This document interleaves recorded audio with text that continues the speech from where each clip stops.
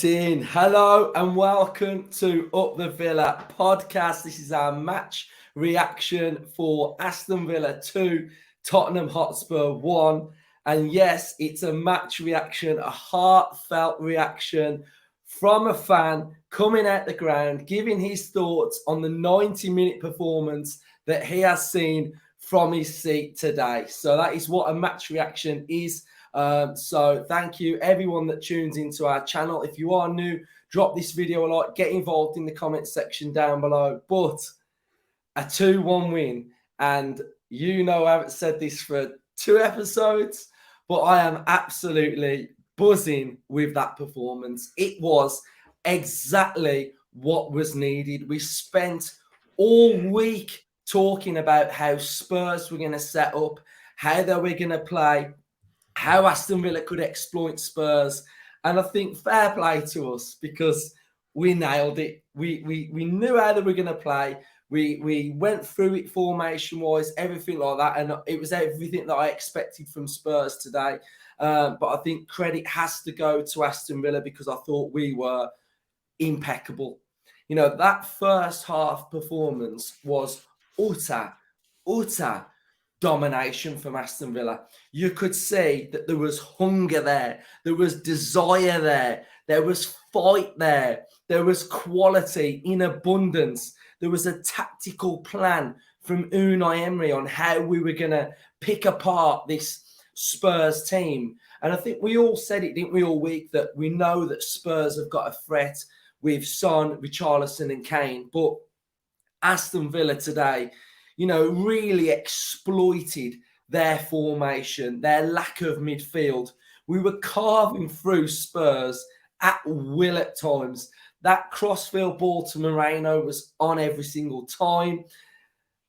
We're going to get into some certain players in a second, but Justin, what was your thoughts from that performance today?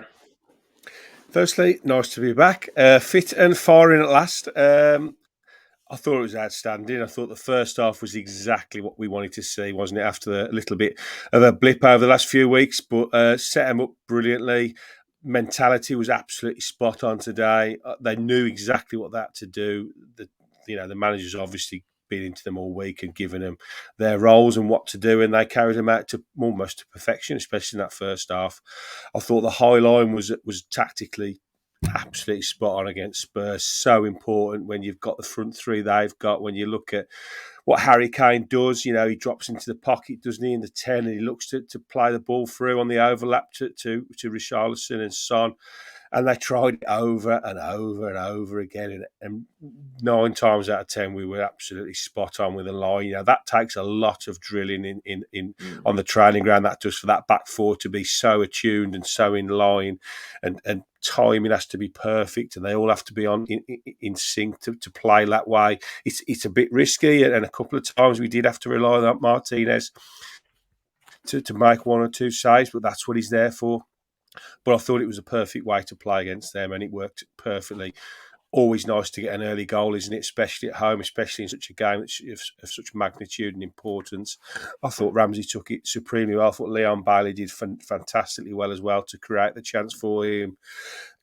And then moving on, you know, second half, I thought, they were always going to come out and have a go because they got nothing to lose at that point, and they certainly did make it difficult for us at times, and it looked like they were trying. It looked like they were getting on top at one point, to be fair, and we made a couple of really important substitutions and then got the second goal at the perfect time as well. Fantastic free kick. I thought their keeper was a bit at fault, if I'm brutally honest, but you've got to get it on target in the first place, haven't you? Overall, over the moon. Absolutely over the moon. You make some great points as always, but the one thing that we're going to touch on as well is offside. Now, I've put this into 2 brackets of either being offside or played offside.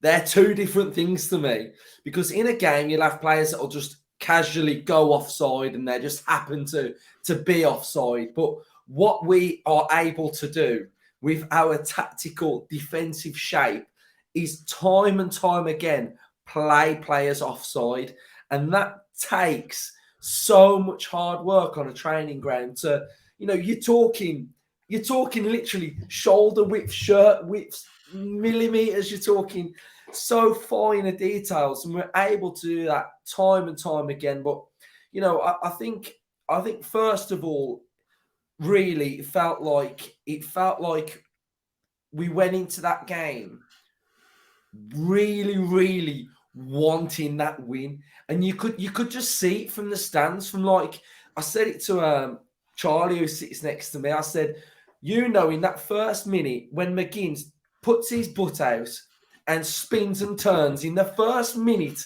he's on one. He's like one of them cars, as a kid where you roll the car back and then it just goes. And that's McGinn, like all game. That's what he's like. And I think as soon as you see him doing that, fantastic. But like you say, we've got the goal to start with.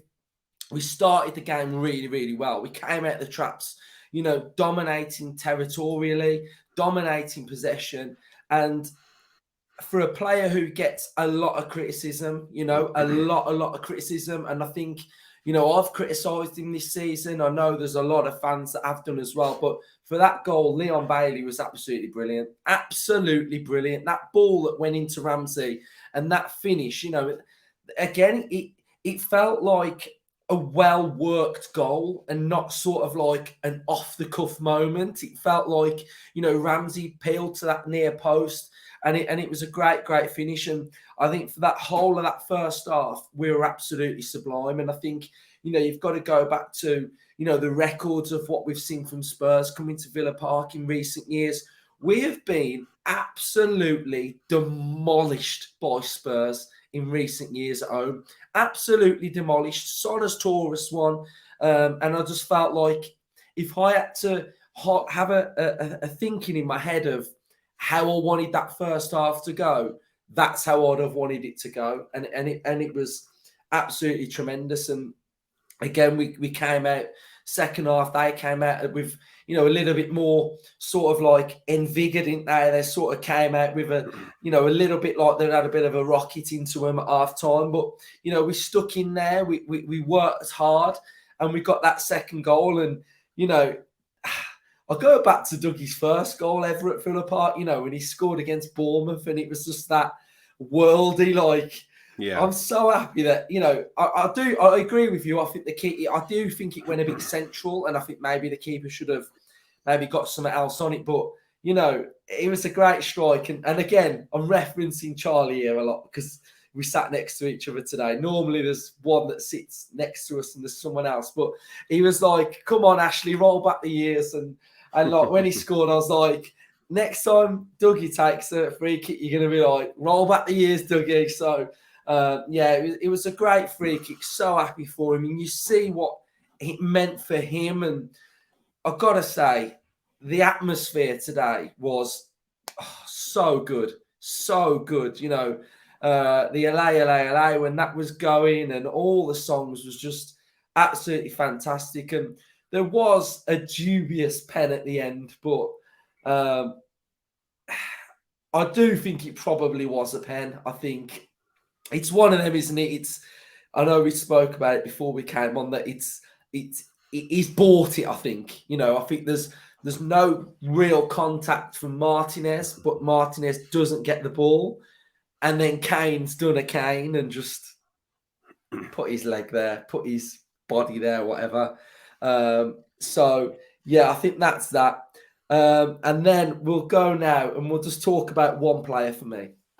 Now, if this podcast is about one player individually, then I think that's all it needs. Because John McGinn was absolutely world-class, man.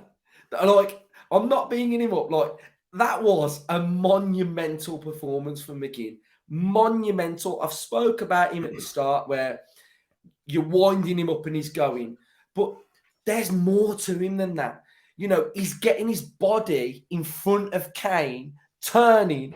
Kane face plants the floor. Like, it's just like, what are you doing, mate? And he's gone. Time and time again, McGinn was the driver for Villa today in a position that's not his position. He's not a double pivot player. But again, it was remarkable. And I haven't got enough superlatives to talk about McGinn. So I'll hand it to Justin, who will hopefully echo my thoughts on John McGinn. Yeah, I will. I've got nothing but good stuff to say about John McGinn. I've just listened to you and Emery's press conference, the WM1, and he's just done the one on Villa, I think I've put out as well. And, you know, obviously John McGinn was referenced by a lot of the press today to Unai, and he made the point that when he had to fill in there, when Kamara injured, he was really, really impressed him in that position. And I think the glory of John McGinn is that he can play there, and he can play a bit further forward, and he can play centre midfield. He's such a fantastic footballer. At the start of the season, when he got the captaincy, I didn't agree. None of us agreed with how Gerrard went about sorting that out. And I think the captaincy weighed a bit heavy on him for large parts of, especially under the Gerrard era, if you like. Whilst Mings, fair play to him, never ever put the pressure on McGinn once he took the role. I think recently what we have seen is he has utterly grown into the role as club captain now on the field general, because he is for two. I mean, I just in the modern age, £2.5 million John McGinn cost us. That is obscene. I'm sorry. That is daylight robbery, because he is worth a minimum 10 times that amount now. He was everywhere today. He led from the front. He drove the team on. His passing accuracy was 90% today. 58 touches, 3 dribbles, 6 passes into the final third, 100% accurate crosses, 4 interceptions, 12 recoveries, 8 ground duels won, the most on the pitch, and he was fouled 4 times. That is almost the perfect performance. And everywhere you needed him to be, he was there. Every time you wanted him to be involved, he was there. Every time a player looked up for him, he was there. His passing is brilliant. His energy is infectious throughout the whole team. I've just run out of words to say about that man today, because he was always in the sort of Grealish shadow, wasn't he? It was always him and Jack Grealish at the time when we came up, and they were lovely together. They had a lovely bond. They had a great relationship, and the way Jack, got us promoted, and it was all captain. I'm seeing the same levels of captaincy now that Jack got for us in McGinn. But what I mean by that is they all look up to him. And that's so important as a captain, because there's some bloody good players in that 11 now. Some top players that a few of them could rightly lay claim to that captain's armband because of what they've done in the game. But there is only one captain of this team currently, and that's John McGinn. And when he got given the captaincy against Mings, I probably never thought I'd ever say that, but phenomenal. What a player and what a man. Yeah, absolutely tremendous. And one more point on McGinn, because I know we'll go heavy on him on the player rating anyway. So he's, the energy that he puts into winning that ball back in those tight areas against brilliant players. How many times was he twisting, turning Harry Kane? How many times was he hustling and bustling Højbjerg? But to do that and then play that weight of pass perfectly was... I'm going to say this now. I think that's the best performance I have ever seen from John McGinn.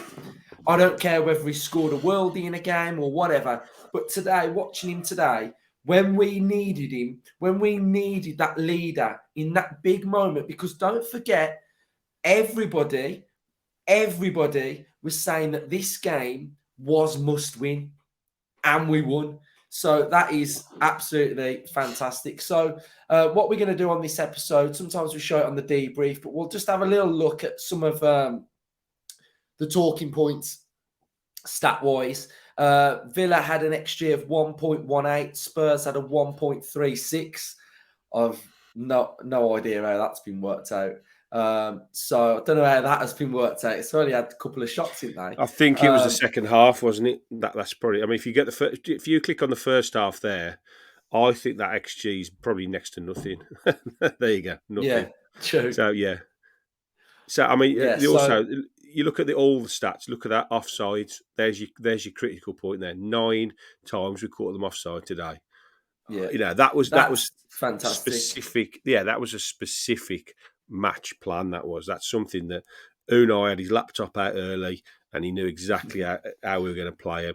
Play the high line, catch him offside, and they're going to get frustrated. And that's exactly what happened.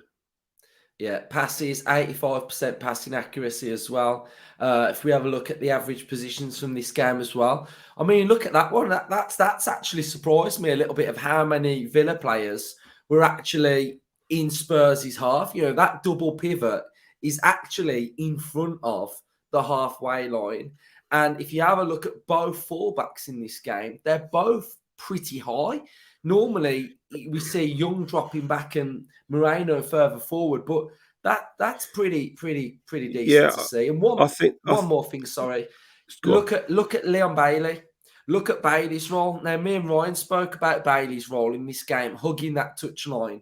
And I think this also shows probably what we've been lacking in the last couple of games, that Bailey's there. He's occupying that space a little bit more, isn't he? Yeah. I think what that highlights for me, that back four, is that, again, this high line that they were set out to play today. Yes, Moreno still bombed forward and got forward really well, but that discipline there to hold that back four together shows exactly, it's almost a line, isn't it? I know they're back two, but that's because they picked the ball up off the keeper so much. That's why they are a bit deeper. But in general play, that back four was a phenomenally set up line. It was great. It was great to see. I'm not surprised anymore by it, because we know what the manager's like. He's a stickler for details, isn't he? He's a details man. He is indeed. And so just before we go, we may as well just have a look at the league table. And that's spicy, man. That's so spicy now. So Aston Villa are level on points with Spurs. I don't think we've got goal difference, have we? Do you know what the goal difference is, Justin? Spurs is +6, isn't it? And ours is +4. Well, look at that. So it's only 2 goals difference.